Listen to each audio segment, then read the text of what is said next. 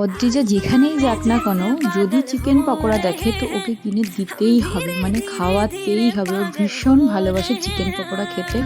তো সেই মতো মেলায় গিয়ে দেখে ফেলেছে চিকেন পকোড়া, তো দিতেই হবে। অনেক কিছু খাওয়া দাওয়া হয়েছে, তারপরে হবে না, এটা খেতেই হবে, একটু হলেও খেতে হবে। ভীষণ ফেভারিট। দেখো উনি সবে দিল, এতটাই গরম হয়েছে, মাম্মা গরম খেতে পারবে না, তো একটুখানি সসটা চেটে নিল। দেখো কি খুশি, কি করছে, গরম গরম তাও খাচ্ছে। বলছি ইয়াম্মি ইয়াম্মি, খুব ভালো, খুব টেস্টি। আর সত্যি ভালো ছিল চিকেন পকোড়াটা। তোমার 100 টাকায় 5 পিস দিয়েছে, তো অনেকটাই দিয়েছিল, তো খুব ভালোই ছিল চিকেন পকোড়াটা। তো দেখো হয়তো যা হাওয়া করছিল মুখে, এবার আমি খেয়ে নিচ্ছি।